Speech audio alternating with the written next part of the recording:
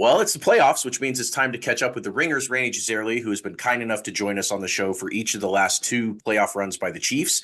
Rany, before we dive into the details, exactly what happened at Arrowhead on Sunday, what is your temperature check? How are you feeling about the Chiefs in general, having defeated the Miami Dolphins on Saturday? Well, my temperature is a lot warmer than Arrowhead was on Saturday night. Let me tell you that. I think it's important to take a step back and remember that the Chiefs won a playoff game this weekend, and Mhm. we take that for granted now. And it wasn't a particularly competitive game, and we'll talk about all of that. But my God, they won a playoff game, which means 6 years in a row, 6 years of Patrick Mahomes, they have never had a losing record in any postseason under Crazy. Patrick Mahomes. Crazy. They've only had 1 year in which they didn't have a winning record. That being the first year when they went 1-1. They've won at least two playoff games in each of the last four seasons now, and they've got a chance to make it five in a row, which I believe might be unprecedented in NFL history. Sure. And certainly when you think about the history of the Chiefs, how many one and dones they've had, even if they lose this weekend, and I'm optimistic they will not, but even if they do, they won a playoff game this season. And that's just something as a Chiefs fan that will never, ever get old. And I hope I will never, ever take for granted. So I'm feeling pretty good right now. Rany, you tweeted the other day, 5 years ago before Mahomes' first playoff game, the Chiefs' franchise record in the postseason was 9-18, and they're back to 500 at 21-21, which is absurd. I mean, that's absolutely crazy. Well, think about it. I mean, half a century of being like one of the most cursed franchises in the sport. Was it you who ranked? Where did they rank? Like 28th or 29th on like winning percentage? That's correct. They were 28th from 66 to 2017 in franchise playoff win percentage. They are up to 12th. They went from 28th to 12th in 6 years. Which is it's interesting that 500 is actually a 12th, which would be that's right, above the median. But that also, the nature of the playoffs is that teams that have had dynasties will tend to be well over 500, and then everyone else is a little bit under 500. Right. But that just gives you an idea. We're like above the median in terms of the 32 teams after being one of the 4 or 5 worst for half a century. That's what 5 years of Patrick Mahomes has balanced the scales from more than 50 years of Chiefs futility. It's a remarkable run, and we talked about this last week, but this we'll see how far they go this year. But every win this year is just a little bit more special because this all season, this was or certainly the entire second half of the season, this was the year that the rest of the league thought that the Chiefs will get their comeuppance, and even if they lose this week, they won a playoff game. They've moved farther than all, but we're down to the final 8. So 24 teams would be very happy to be in the position the Chiefs are in right now. Rany, this is a great place to start. We'll circle back to where Mahomes and the Chiefs sort of stand in the grand scheme of things. But getting into this Dolphins game, when we had you on last week and we're kind of previewing this game, one of the questions that we sort of were pondering was, does this team have the capability of flipping the switch? Does it have another gear that didn't reach in the regular season and maybe didn't need to reach in the regular season? And football it's obviously different from your main sport that you podcast about, baseball. Like I don't think of baseball as being we can just turn it on. We play 162 games and then the playoffs. Certainly there are teams that go on their sort of weird postseason runs, but it's just not the nature of a single elimination tournament and all the strategy and game planning and everything that goes into winning an NFL football game. There definitely are teams that are capable of flipping the switch. And our question that we were discussing last week really was, do the Chiefs have that in them? I don't know about you, but flip switch. I mean, if I thought it was as easy as flipping a switch, I really wish the Chiefs had flipped that switch a little earlier in the season. We might have gotten a 2 or a 1 seed. No kidding. So I don't know if it's so much as flipping a switch as simply sifting through all of the, all of the weak spots, all of the deficiencies in this team, and through the process of trial and error, arriving at, if not the right answer, as close to the right answer as possible after 17 games. And I think that is something that the Chiefs have shown an ability to do over the last couple of years, particularly on defense, I would say, but also on offense. And that was my hope. It wasn't so much that, they're sleepwalking through the regular season. They're going to flip the switch. They're going to turn it on in the playoffs.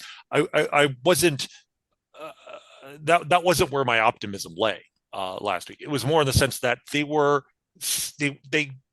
like what's the word, asymptotically approaching the solution all season long.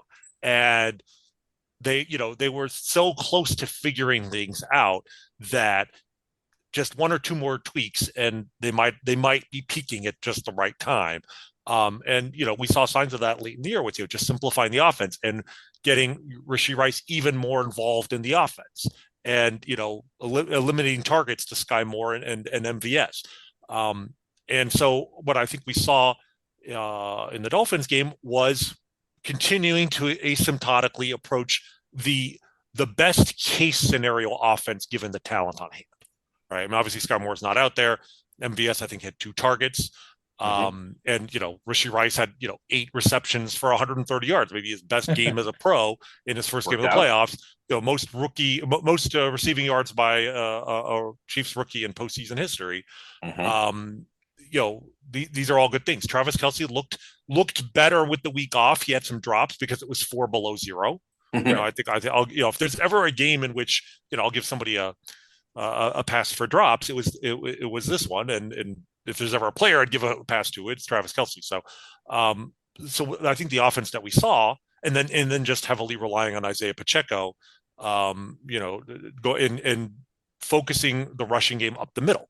It was just that's the strategy, right? And then playing turnover-free ball. I mean, they had the very late turnover in garbage time with Clyde, but I mean, the game was done at that point. And especially given the frigid conditions, just holding on to the ball, that was something I was really worried about the whole game. Right.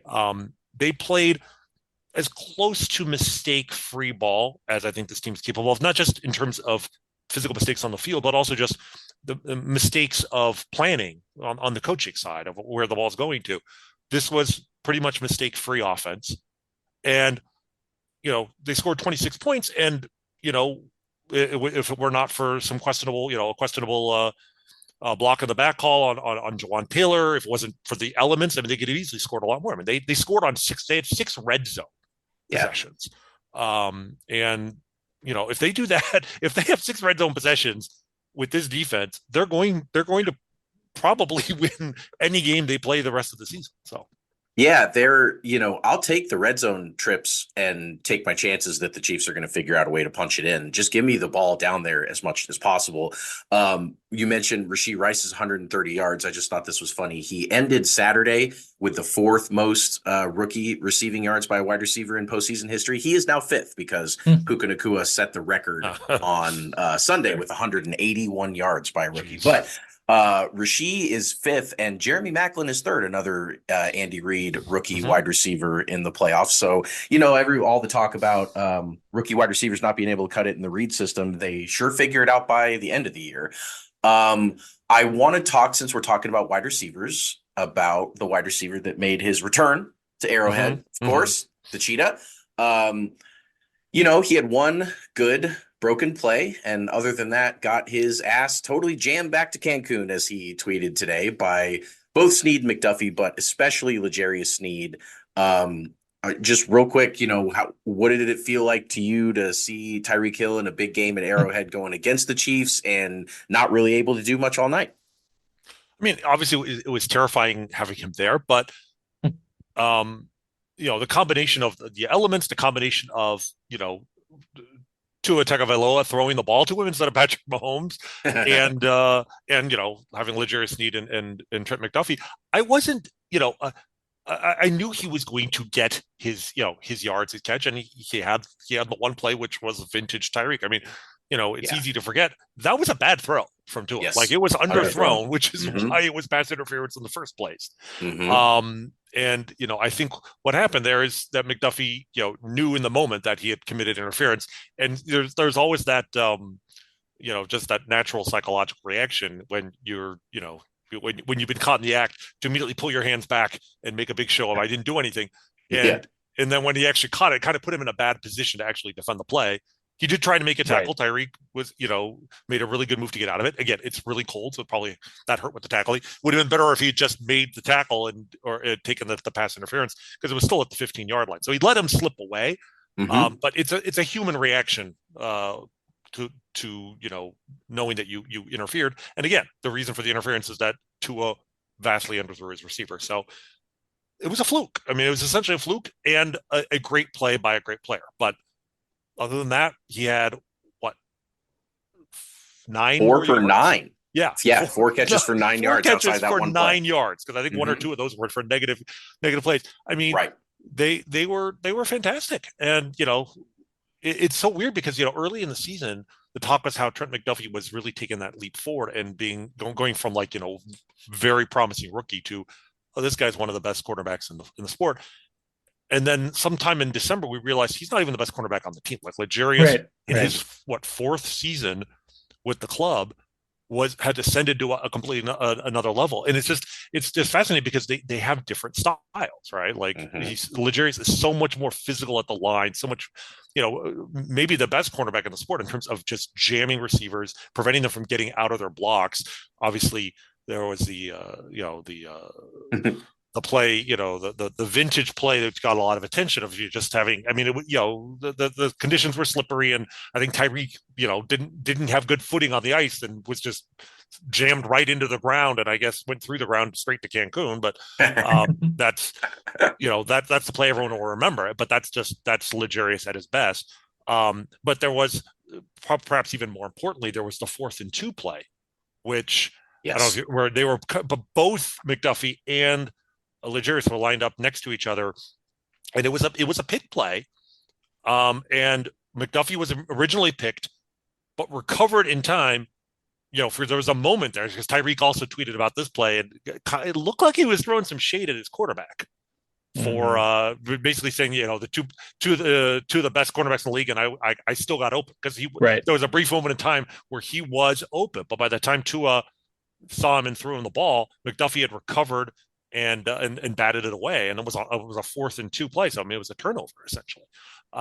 So they played elite. When you look at what happened in throughout the sport over the weekend, and the Cowboys with their vaunted defense giving up 48 to the Packers, and the Browns. I mean, people are like, if you were to rank defenses across the sport, the Chiefs, I think we're 2nd in the league in points allowed, but I don't know if the consensus was that they were the 2nd best defense in the sport. There were a lot of people putting the Browns ahead of them, and a few were putting the Cowboys ahead of them. Browns gave up 45 to the Texans. So to see on a playoff stage, and again, we saw these guys in the playoffs last year. This is the benefit we have. We're spoiled as we have playoff experience. We not just the players, but us as fans. We know what this defense was capable of last year with rookies. How much better it got as the season went along into the postseason. But to see them come up on a stage like that. And the conditions were brutal, but I mean, they gave up one fluke bomb to the fastest guy in the sport and nothing else. It has to make you feel very good that the game plan, the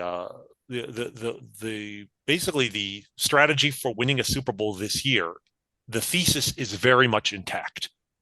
Manage the game on offense, play mistake-free football on offense, and then just suffocate on defense. It worked to perfection in their first game. To your point, Randy, the Chiefs are the only team to not allow 30 or more points in a game this year, and they actually have been even better than that because their season high was 27 against the Green Bay Packers, who just dropped almost a 50-burger on Dallas in Dallas, a team that obviously, as you just mentioned, was certainly one of the top 3 or 4 defenses in the NFL this year. The only other team to score more than 21 on them was the Broncos, who got 24 in that ridiculous fluky game where they got 5 turnovers on the Chiefs and only scored 24 points. And other than that, nobody scored more than 21 on them. And you kind of already mentioned it. I mean, Cleveland, which by, I think, EPA and success rate metrics was literally one of the greatest defenses ever, like certainly of the last, of this millennium. We saw them get completely demolished by the Texans. We saw Dallas get demolished. So it's really crazy to think about not only how good this Chiefs defense has been, but how consistent they've been. And obviously these were ideal conditions for defense, but the Chiefs were able to move the ball on offense. We'll circle back to that and talk a little bit more about that in a minute. But I mean, at this point, you almost have to expect that they'll be able to continue doing this even when they go up against maybe a little bit more suited for cold weather offenses in Buffalo, and then if they win next week, maybe in Baltimore. Yeah, and the other thing is that it also is an indication that playoff spags is real, right? Exactly. The real MVP of this season, Steve Spagnuolo, not only does his shit work, his shit works in the playoffs, and he's proved it. He's proved it before. Obviously, he proved it. The greatest, my shit works in the playoffs on defense performance of all time against the 2007 Patriots. So this is not a new thing with him, but it is something I think people forget about, is that I don't say nobody, but very few defensive coordinators game plan for a specific game, especially when they have some time to do so, better than Steve Spagnuolo. The 2 extra days here the Chiefs have to prepare for this Bills game. Right. That's no joke. And I think it matters almost more on the defensive side than on the offensive side. But also, this season, this defense is his magnum opus, certainly since he joined the Chiefs, because he finally has the talent that he needs to really excel. He's made it work with mediocre defenses despite not having the bulk of the draft capital on his side. And then last year when they just loaded up on McDuffie and Karlaftis and Brian Cook and Leo Chenal, and Joshua Williams and Watson. and Jalen Watson.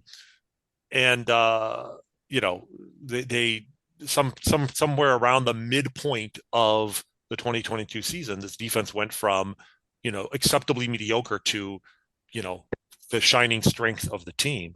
But what is so fascinating about this defense, I think, is that it's a very cerebral, not just a cerebral defense, a cerebral defensive game plan. And I've seen defensive coordinators who are too smart for their own good, sure, and try and create defensive game plans that are so complex that their own players don't understand it and don't understand where they're supposed to be and don't know how to set up and don't know how to adjust. I look back. Bob Sutton had a little bit of this. The best example, of course, is still the notorious Greg Robinson on the Stanford Field Chiefs, who, even after he was hounded out of the NFL and he went to my alma mater, University of Michigan, and screwed up their defenses as defensive coordinator. And to the end, it was like, the system works if the players just execute it. But the problem is nobody could execute it because it's too damn complicated. Or just it didn't make sense. The players could not buy in, or the players could not figure out exactly where they were supposed to be. And I remember that the playoff game against the Colts, where Peyton Manning was basically calling out exactly where they were doing before they were doing it, at the line, and the Colts never punted, and the defense might as well not have been on the field. So there's always a danger when you have a plan where you've got so many moving parts. And when you think about this defense, where they could be blitzing from any side, they could be dropping linemen into coverage while blitzing linebackers or even defensive backs. You had the great view of this game of the interception where they set up in 2-eye, rotated to 1-high right before the snap, and it was they basically safeties made a circle before. Switched back to 2-high right at the snap. They did a 180 before the snap and then 180 back to 2-high at the snap. And the guy who rotated back into 2-high was Mike Edwards, and was there to make the interception when do overthrew his receiver. So that it's not simple. It is complicated, but and I have to assume this is mostly by design. But they picked players. They've drafted guys who get it, who have the intellectual capability of understanding what they're supposed to be doing, where they're supposed to be. And even with these guys, it took a long time for them to figure it out, because I remember last year, I heard, in the Super Bowl celebration in the clubhouse, some of the defensive players, the rookies, were kind of like laughing about how, they just won a Super Bowl. They just won the Super Bowl as rookies, and they still didn't understand the defense. Somebody said to the point where it's like, wait till next year when we actually understand what we're doing. Mm-hmm. Turns out they understand what they're doing now. Right. All of them do. And so that part of it is where they have a defensive coordinator who comes up with these brilliant but very intricate defensive plans. And I'm not claiming I understand them myself. I did not, I've never coached football, and I'm kind of learning as we go. I'm learning from this organization, but it's clear they're very intricate defensive plans, and he has the personnel to make it work. That is what is really, exciting about this defense. And, he has some more tricks up his sleeve, and, we'll see if the quarterbacks that he goes up against the rest of the way, because we're looking at Josh Allen. We're probably looking at Lamar Jackson, maybe Brock. Or CJ Stroud, like either one. Or CJ, right? Well, right. And the thing about I just Lamar, maybe it's, I'm putting too much emphasis on his playoff history, which is short but checkered. Good. Yeah. Or just maybe the type of quarterback that he is. He's certainly a lot better this year, and we have not seen him this year, so it's possible he's figured a lot of this out, but. I do feel optimistic about that. But let's obviously get through Josh Allen first. Josh is really the one guy where, he's smart enough to figure this stuff out. But we've played the Bills very tight, over the years. Even this year when we lost, it was a 20-17 game where we, like so many other games, we beat ourselves. So I'm feeling very good about where this defense is. If they can get to 21 or at least, or certainly 24 points on offense, we should be in this game very easily. Let's turn over to the other side of the ball here, Rany. And obviously this game was very cold. It was officially the fourth coldest game in NFL history. If you watched the Dolphins offense, it looked like they were playing in the fourth coldest game in NFL history, other than obviously the duck that Tyreek was able to track beautifully and turn into a touchdown. Wish we had somebody like him on our side of the ball. That was always a fun experience. They never entered the red zone. The Chiefs, on the other hand, scored on 6 of their first 8 drives, had a couple of drops in there on the 2 drives that they didn't score out of those first 8, both essentially ended with drops or missed tracks by Mecole Hardman. They racked up over 400 yards of total offense. If you look at the 3 colder games in NFL history, the 1967 Ice Bowl, the 1981 AFC Championship, and the 2016 Vikings-Seahawks playoff game where Blair Walsh missed the 27-yarder to lose the game for the Vikings, the leading passers in those games threw for 191, 175, and 146 yards, respectively. Now, granted, some of those different eras, but Patrick Mahomes in this game went for 262 yards, and it felt like if Mecole Hardman tracks down a couple of those balls and Travis Kelce holds on to, one of the 3 drops that he has, he could have passed for 350, 400 yards in this game easily if he'd gotten a little bit more help from his receivers. So I have to ask, at this point, is Patrick Mahomes the undisputed greatest cold weather, bad weather quarterback of all time? I mean, I would say you could just take out the words cold weather and bad weather there and leave it at that, but I don't want to start that quite yet.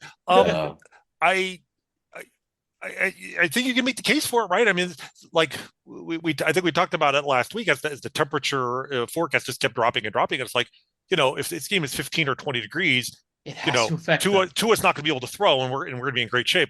But if it's below 0, I don't know if Patrick can throw, right? That was my concern. And so I would say the first couple throws of the game were he was throwing things, he was sailing things high. Yep. And I think it's a matter of gripping the ball, right? But I'll tell you, if you watch that game with no knowledge of what the temperature was, exactly, and nobody discussed it, I would. And you asked me at the end, how cold do you think it was there? I would have said probably 15 or 20 degrees. I would have thought it was a cold game like the Titans AFC Championship. But I mean, credit to the crowd for being pretty loud. Like maybe it wasn't 100% full, but it was close to it. They were making tons of noise. And dude, 4 below 0, like I went outside today, and it's about that temperature here in Chicago, and I'm fine for about 4 minutes, but I have no idea how you sit out there for 4 hours. So It's to unbelievable. all of you It's people who rough. went out there, shout out to you, because like it actually, I mean, I thought it'd be a miserable game to go to, and now I'm like kind of jealous. I mean, it looked like people were having a Yeah, good time. yeah. It's They were swag surfing and partying, and it was you would never have guessed from the crowd it was the fourth coldest game in NFL history. it's And crazy what a win does there, right? Just like the difference between winning that game and losing it for sure, the sure. Well, I mean, vibes. I remember how Gosh. cold the Lynn Elliott game was, and yeah, how miserable Mm. that is. I mean, that was maybe the coldest playoff game the Chiefs had before this one, but very different experience. Also, shout Mhm. out to Harrison Butker, who, yeah, none of the kicks were longer than the 33-yard extra pointer, but like only one or two of those were even in doubt on six Mhm. kicks, and we have a kicker who doesn't make excuses for cold weather, no matter how That's cold it exactly is. right. And you know what? This was a much colder game than in It 1995. was. It was Now, like 15 or 20 it, degrees colder, it which was is insane to think officially about. it was officially 16 degrees colder than Yeah. it was at Okay. Yeah. kickoff in the 1995 playoffs, Yeah, and and you would never have known from watching them. You would never have known. you, I you mean, would some never of the have known. kickoffs, more on the other side, I would say. Some of the Yes. kickoffs, it was to the point. I'm not sure. It wasn't clear if it was on purpose, if it was a reaction to Right.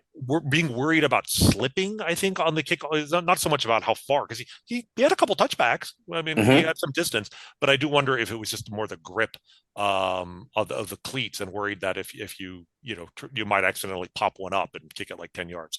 But again, it's like for most of the game, the way the Chiefs were playing, it didn't look like an all-time cold game. And like you said, Mahomes, first quarterback ever to throw for 200 yards in a game that was below zero, and Yeah. cleared that with room to spare. We have to ask what Nicole Hardman was doing. I mean, Yes. it's one thing. Okay, the first deep ball, I look like he just kind of lost it in the lights, maybe, or I was trying to make Agreed. excuses for him. Those arrowhead Those lights at arrowhead night. lights that Tyreek was talking about, that I mean, Maybe Arrowhead does so. have the biggest drop rate of any stadium at night. I mean, that's Yeah. a thing. But I'll say that the second one, I'm not sure he realized in the moment he was playing a football game.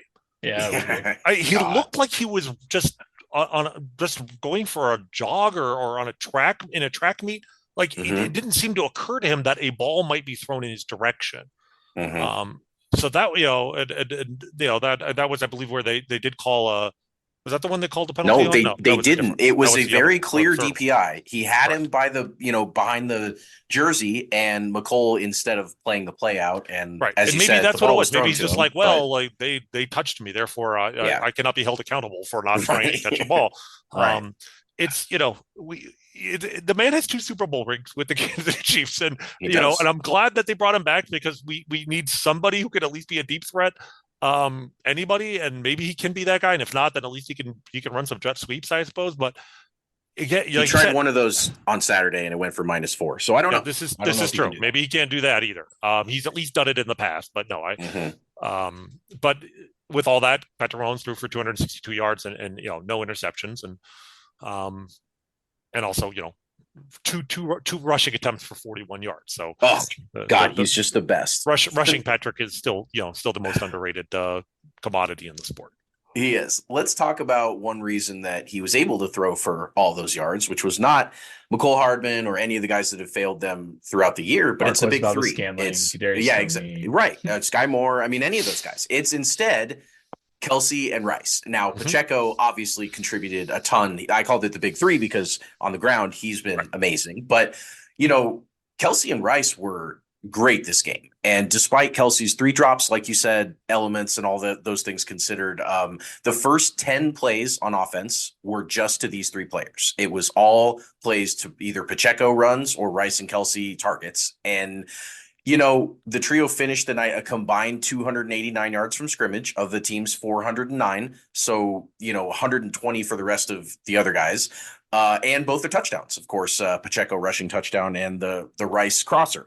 I think the team has found the identity on offense, at least as far as, they've been trying to tell us all year. We're looking for what works. We're trying to figure it out. We're trying to figure it out. And then things have kind of clicked a couple weeks ago. Certainly the Bengals game, everyone could point to as one of the first recent games where it felt like the offense kind of figured stuff out. And a lot of that was because they featured Pacheco and Kelsey and Rice. Is that that's the formula moving forward, right? Like, do you those three have to be 75% of your offense? Yeah, no, that's very simple. They simplified things to Rice, Kelsey, Pacheco. Both, they didn't use Pacheco much as a receiver in this game, but Right. they certainly can, and they probably will. Um, and then what they seem to be doing, and what I think they absolutely should do, is then you then mix in the occasional design play for Noah Gray. He had one catch in Yep. this game for 20 yards. Nice big Yep. play. Really great And catch then by him. and Yeah. then you have the one, if you can complete one deep pass to Justin Watson, that just keeps the defense honest, keeps them from completely moving up to the line. He had two catches for 20 yards in this game. And then, everything else you get is a bonus. It's not saying you'd never throw to the other guys, but you don't rely on MVS, Richie James, Nicole Hardman. I'm trying to think. I guess Justin That's pretty Ross, much, maybe. yeah, right. Like, That's I mean, I really don't even it. know, but yeah, essentially, yeah. The big three are 75 to 80% of your targets. Maybe you mix in Clyde in there, but even Clyde, it's the gravy on top. But Yes. Gray and Watson are the two guys that I do think are going to be involved, even if it's just for like 2 targets a game. Hmm. But they can make a big difference. And then you just avoid the dumb mistakes, avoid the dumb plays. They had the direct snap to Pacheco, but it wasn't a handoff play, which led to the fumble against Yeah. the Raiders. Right. And He Blake faked the Bell, handoff, but I liked yes, him he faking faked that it. Right. handoff and spinning around. That was a Right. nice No, little that wrinkle worked there. well. And Hmm. I in that situation where a pitch back to Mahomes is almost safer than like the handoff, I feel like. Yeah. And you can tell they're setting something up there. Yeah. Like, we get to the Super Bowl, if we get there, Yeah. there's something in there where the Pacheco's not keeping the ball and it's going to Nope. Patrick, and they're going to be Yep. doing some razzle dazzle. Yep. But like, Blake Bell wasn't targeted, which was probably a good thing. Like, Yes. just Very simplify much. things. But really, 80% of the targets to Pacheco, Rice, and Kelsey, and that's really all. That's all that's all it is. It's not maybe a formula for getting 42 points, Right. but that's the whole point. You get to 24 to 27 points. They got 26 and they were never challenged in this game. Like, that's all they Yeah. need to do. A safe, effective 26-27 is all this team needs. They don't need to go throw for the 80-yard bomb every play because first of all, they're not capable of it, honestly, and second of all, they don't need to. So before we go to the Bills, which is obviously the upcoming opponent, we'll wrap it up with a little Mahomes bit. He breaks a all-time tie with Troy Aikman, Aaron Rodgers, and Roger Staubach in playoff victories as a starting quarterback with his 12th. He is currently the only player in NFL history with exactly 12, so he's eighth by himself. Just an unbelievable start here in these only 6 seasons, passing Aaron Rodgers, who's been, arguably outside of Tom Brady, the most prolific and successful quarterback of this generation. And, they're Patrick sitting there with 12. Just what are your thoughts on what he's doing in the postseason so far? His effectiveness, his resume so far through 6 seasons. Pretty inarguable. I know Tom Brady won his first 10 games. Everyone always goes back to that, but like, he wasn't really the reason that trio of Super Bowls happened early on. That was very clearly defense and fourth quarter drives. But like, what do you think about Patrick so far with his 12th win? What's interesting you say that about Tom Brady, because if anything, the Chiefs are sort of adaptive. They're maintaining their dynastic aspirations, much like the Patriots did. You have to adapt or die, right? You cannot. You have to adapt to the talent on hand. You have to constantly replenish the talent. And like the Patriots, did this for 19 years, which is just, to say it's unprecedented is to insult it. I mean, it's like twice as long as basically any other dynastic run in NFL history. Yeah.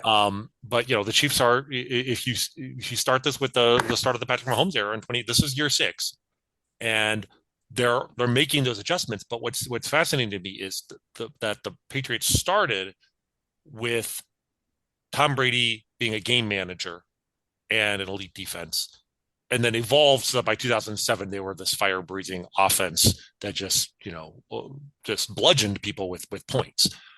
the Chiefs started in that mode.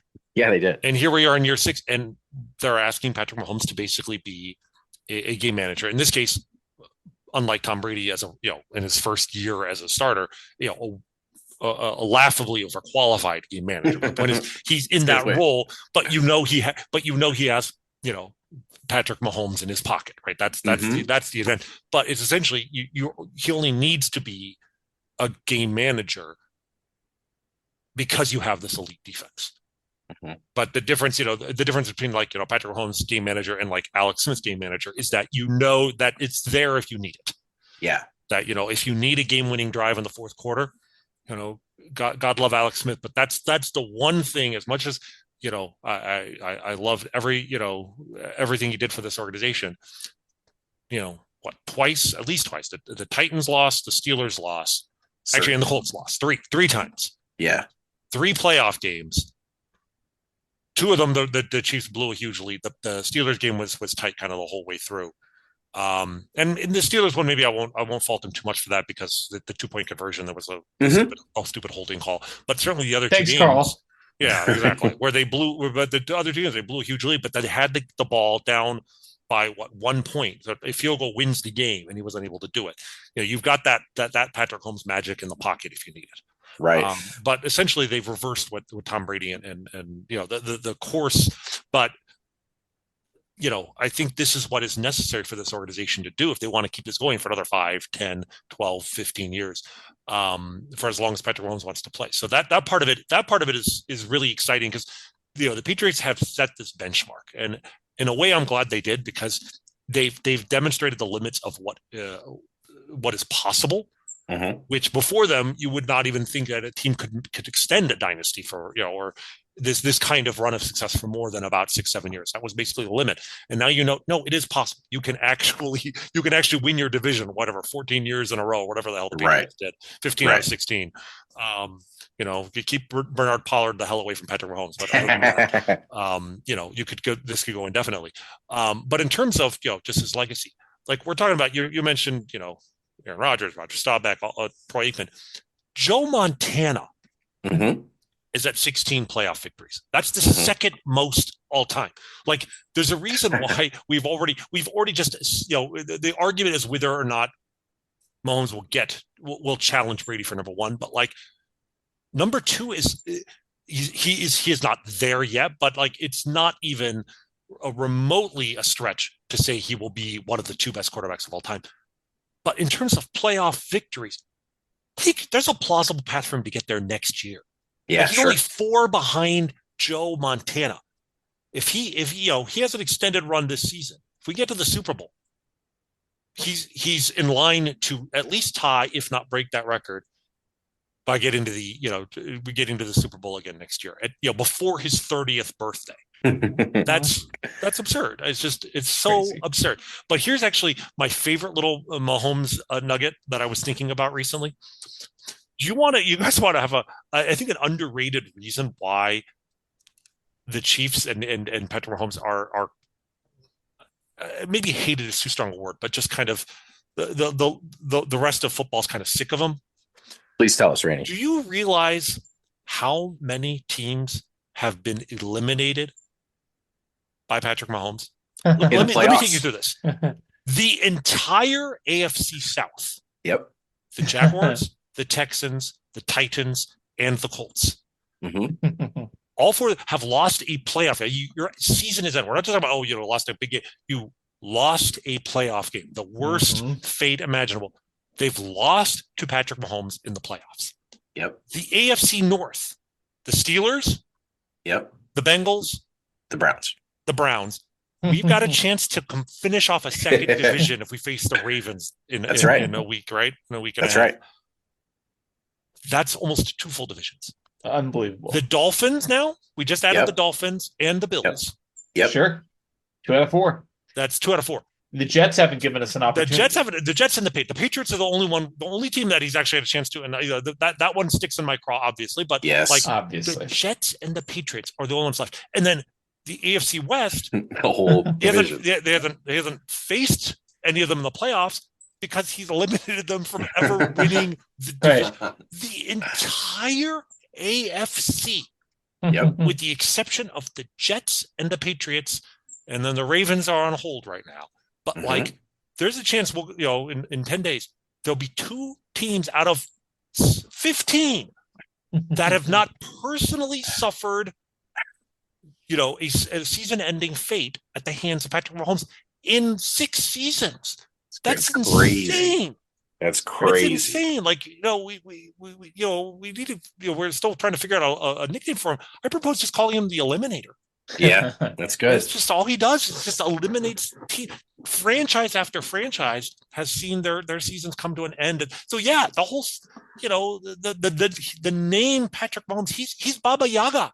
Yes. He's the boogeyman. He's the guy you tell ghost stories to scare your children to sleep.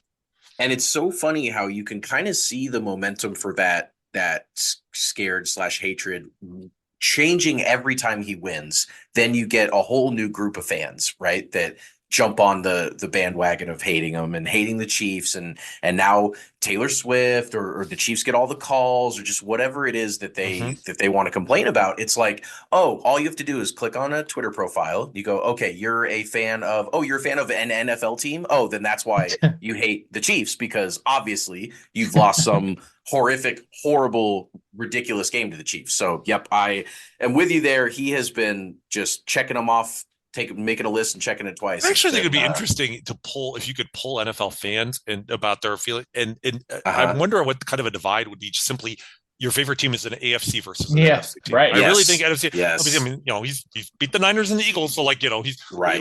I think it's going to be a hard ask for him to eliminate every NFL team in the playoffs. That would be difficult. True. But he'll have to get 16 rings or whatever. But the AFC, he'll give it a shot. The AFC. I mean, I prefer never having the Raiders, Chargers, Broncos, be in a position to even play him in the playoffs. But, at some point it would be, it doesn't seem at all far-fetched for him to, eliminate every single AFC team in the playoffs. Sure. By the time he's, 35. I mean, I guess it would require the Jets to make the playoffs, which may be a tall order, but. And the Patriots. That might be a tough one too now without old Bill. Speaking of Bill, let's talk about the Bills. They obviously took care of the Steelers 31-17, a game that got a little closer than expected. The Bills jumped out 21-0. Steelers kind of scored with 10 minutes left to make it a 7-point game. It would get no closer than that. The Bills did also get a little banged up in this game. Terrell Bernard, their linebacker, and their punter Sam Martin picked up injuries in this game. We'll see, obviously, the length of both of those, but we talked about earlier that the Chiefs are going to have 2 extra days to prep for this game. The Bills played on Monday, the Chiefs played on Saturday, games on Sunday. What are your initial thoughts about a 7th or an 8th matchup in the Mahomes era between the Bills and the Chiefs? The Bills having gone 3-1 in the regular season, but of course the Chiefs go 2-0 in the playoffs. So this is the 7th time. That's right. 7th game between them. We all immediately think of 13 Seconds First, because that was just the most epic, ridiculous ending and game of all time. But, the Chiefs also denied the Bills a Super Bowl appearance in 2020 with that AFC Championship blowout. That's got to stick in their craw too. What are your thoughts on Chiefs v. Bills number 7? Yeah, it's funny when I was looking at all the different teams, that Patrick Mahomes eliminated. It works out because he hasn't faced many teams twice. In fact, he's only faced one team twice, and that's the team that he's going to face a third time now. Like the Bills are looking at potentially being eliminated by Patrick Mahomes in the playoffs 3 times in 4 years. Crazy. And that psychologically, yes, they won the regular season game. Good for them, but I part of the fun of being a Chiefs fan right now is knowing it doesn't matter what our record is, what seed we are, where the game is. Yeah. That Patrick Mahomes is on your team. Every opponent you face is scared shitless. As they should. There's just, I mean, they actually should, but you can only imagine what's going to, if we lose to this guy again. Right. And yes, this time they can say this time is different because this time it's in Buffalo. Well, okay, it's in Buffalo. Patrick Mahomes has a better winning percentage on the road. Yeah. And not just winning percentage, but better passer rating, higher completion percentage, I believe. His ratio of touchdowns to interceptions all slightly better on the road in his career. If I may, doesn't that kind of go back to his like back against the ropes type of mentality, third down percentages and, fourth quarter numbers, and like every time the moment keeps right. I would consider a road game to be that type of profile for him, where it's like, It does seem to okay, be. I've got to step up. It is crazy, when you look at statistically, how Patrick Mahomes is like, the greatest quarterback ever, certainly with a certain number, Yes. as much playing time as he has, right?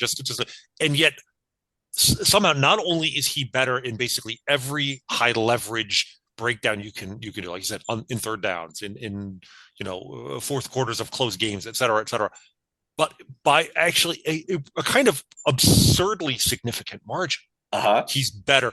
And it's the sample size. I mean, I wrote about this 2 or 3 years ago, and I was making the Michael Jordan comparison for the Ringer, that if when you rank quarterbacks by whatever passer rating or adjusted not yet yards per attempt, et cetera, he's at the top, but it's the margin is reasonable.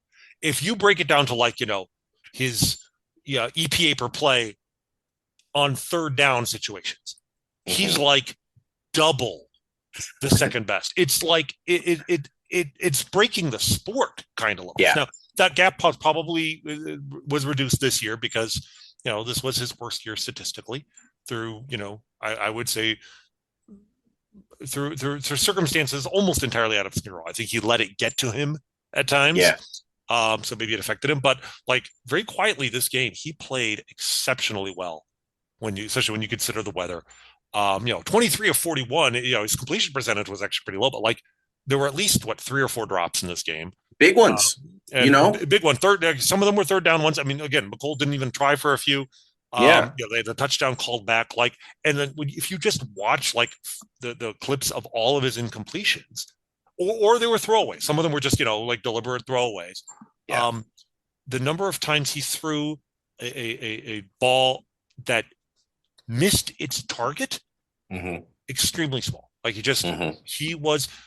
he was on his game. He is like to me, there is no indication that he is not as good a quarterback as he has been. And there's no reason to think at age 28, with the experience he has, with the athleticism he still possesses, his scrambling ability, his elusiveness in the pocket. He didn't get sacked in this game. And we don't want to read too much into it. The Dolphins were, Justin Houston played in this game. So their defensive line had some issues, and they were banged up. Yeah. Donovan Smith looked great. I'll tell you that. Like he looked like an all-star left tackle there, but like, I don't think that was entirely him, but like, the pocket was generally there for Mahomes, but like he played extremely well.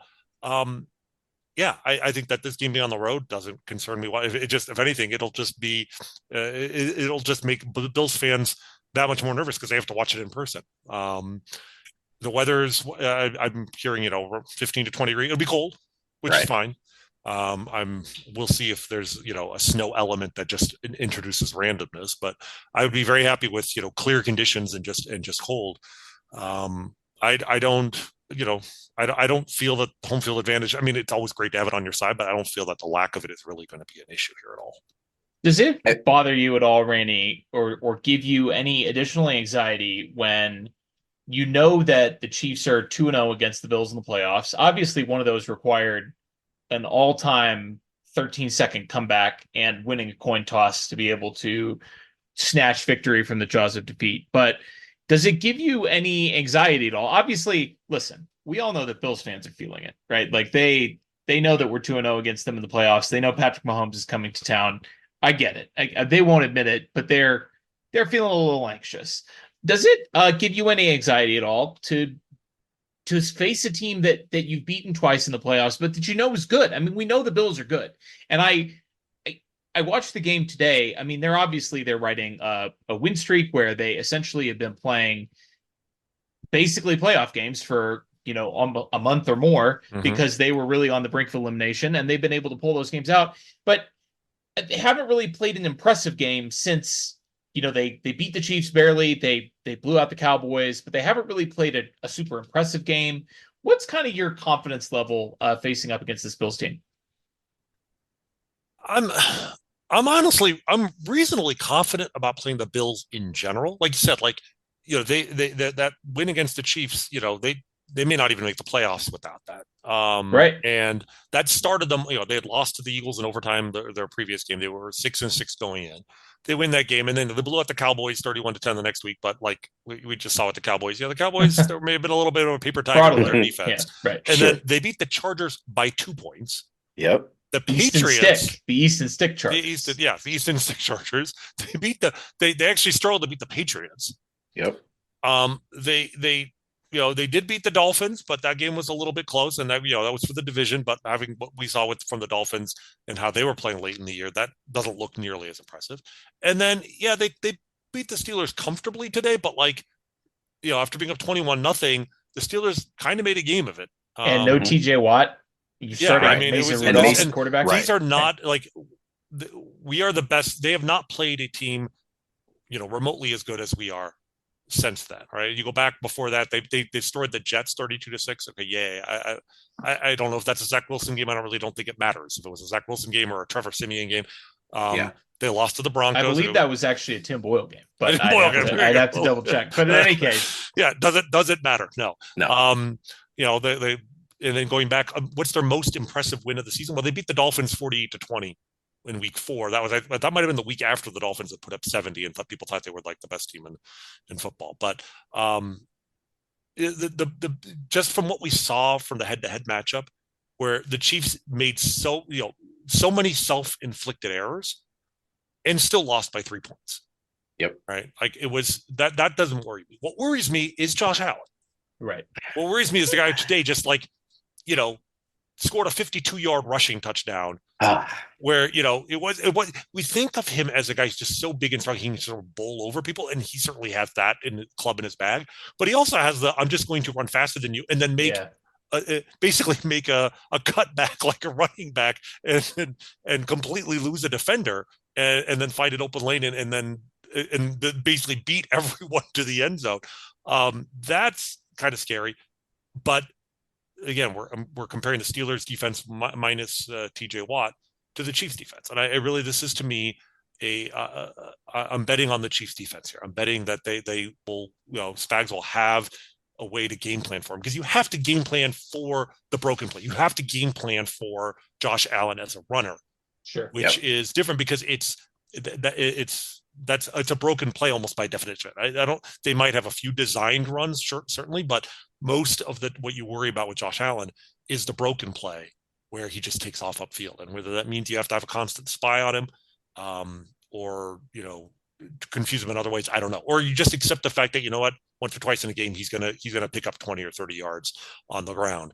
And that's just the price you pay to contain him otherwise with the passing game. So, he's the wild card here. And I think this is going to be obviously even though the Dolphins scored more points and had one of the best offenses in football, just from a point standpoint, this I think will be a much greater test for our defense than what we saw against Miami. I agree. And I was thinking about their weapons just as I was kind of preparing this game. And I mean, Diggs has kind of been down a little bit, but both their tight ends, both Knox and Kincaid are both very, very good. We all know what Gabe Davis is capable of, even though it's just because he runs behind idiot defenders. It's not really that he's a good wide receiver. I think Gabe Davis is one of the biggest fraud performers in big games I've ever seen. He just, I don't know what happens, but did you say in big games? In big games, big games, dude, he scored 200 yards in the. I know, and that was one of the biggest fraud performances I've ever seen. He just ran right by that idiot from that we sent to the Vikings afterwards. What was that guy? He looked like Patrick Mahomes microwaved. You know who I'm talking about? Mike Hughes. Breland? Mike Hughes. Mike Hughes. Yeah, he just ran right by him, and Mike Hughes fell down. And anyway, my point being, Tyrann Mathieu was out that game. Tyrann Mathieu wasn't out that game. He was out after the first drive, in a game that they said they game planned entirely for Mathieu to be the linchpin of the defense, and then first drive he gets concussion. Go on. Sorry, is just that the weapons around him. You've also got James Cook, who's been playing very, very well. Mhm. Khalil Shakir, who scored this pinball touchdown today. Yeah. Yes, That that was was impressive just too. very, very impressive. I mean, he's got the secondary weapons that the Chiefs, after having, Pacheco, Rice, and Kelsey, don't have. They don't match them six deep on the weapons. So not only is Josh Allen probably the most physically impressive quarterback I've ever seen, just from pure traits. But then they've got guys on offense that can take a broken play and house it. And so that's the part I'm worried about, is that their depth on offense, their pieces are pretty impressive to me. Yeah, I think that's that is the matchup of this game. Their offensive weapons against our defense. And in the first matchup, I mean, we held them to 20 points. And um, I think that my expectation, my thesis for why I'm still pretty confident that the Chiefs can win this game is that the Chiefs offense as it is constructed today, I am confident in saying we'll get to 21 points. And the defense has already shown the ability to hold this Bills team to under 21 points. Yeah. And ultimately that's that's what it takes. I think this is going to be, I don't know, a 24-17 game seems Sure. like a reasonable expectation. It's not going to be the 42-36 shootout that we had just 2 years ago. God, it feels like a little longer. Yes. But this is a very different team, and I think finally maybe the after this the way they strangled the life out of the Dolphins is that the national perception is catching up to the reality that this is a team that is a defense first ball club. But I think this is a game where they can really really put that message out that they are built around their defense if they can shut Josh Allen down in a way they haven't done before in the playoffs. Completely agreed. Rany, once again, super appreciate you breaking down the playoffs with us. For anyone listening, I haven't plugged your Twitter account in a while. That is at Jazayerli. Hopefully, schedules permitting, we can talk next week about either the AFC Championship preview or what the hell went wrong in Buffalo. Well, as long as we're talking, that means that the Chiefs were playing, and hopefully we'll continue playing. So I'm always happy to talk to you guys, especially in January and February. So yes, so we'll talk one way or the other. I may have something coming out at the Ringer here sometime in the next week or two. I'm hoping this week. We'll see where that leads. But just keep an eye on my Twitter feed or refresh the Ringer. It'll be about the Chiefs, obviously. That I'm a one trick pony at this point, but it's a really good trick. Writing about the Patrick Mahomes Chiefs in the twilight of my writing career has been quite the way to ride off into the sunset. It's been very enjoyable. It is our favorite trick, so we appreciate it. We will be plugging that when that comes out, and we'll talk to you soon. All right. Sounds good, guys.